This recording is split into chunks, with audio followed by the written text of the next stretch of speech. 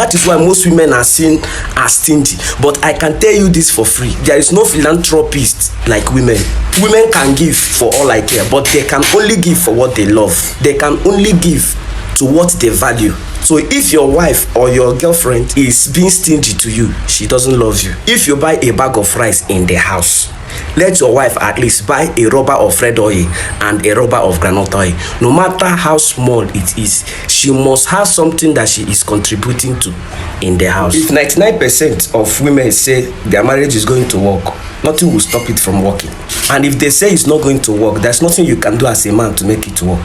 That power is in their hands. It is the duty of a man to take care of his wife, and it is also the duty of the woman to take care of her husband. So if you are taking care of your wife and she's not taking care of you, there is a problem. That marriage is not going to work, because you can't be all weather.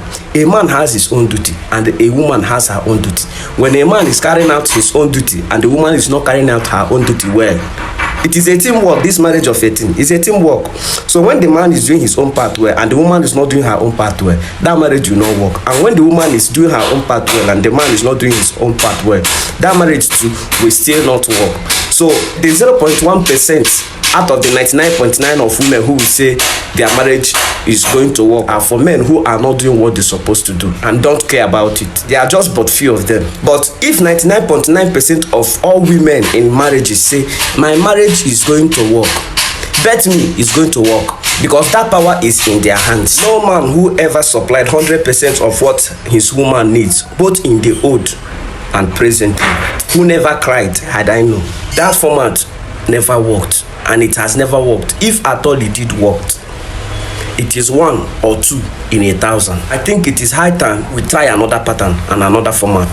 Today I will advise all men: if you are married today, if you buy a bag of rice in the house, let your wife at least buy a rubber of red oil and a rubber of groundnut oil. No matter how small it is, she must have something that she is contributing to in the house. I know lots of people, both men and women, most simp men will not agree with what I say, but when the time comes, you go cry had I known. Any woman who did not support, who did not contribute to nothing, will never value that thing. Because one thing is to give, another thing is to give for a reason. Every man who gives don't just give, they give for a reason. That is why most women are seen as stingy. But I can tell you this for free: there is no philanthropist like women. Women can give for all I care, but they can only give for what they love. They can only give to what they value. So if your wife or your girlfriend is being stingy to you, she doesn't love you. Before a man will buy a cloth for a woman, or he's walking around the street and saw a beautiful cloth or a beautiful shoe and bought it for the wife or for the girlfriend, it is not actually about the gift. It is about the love behind the gift.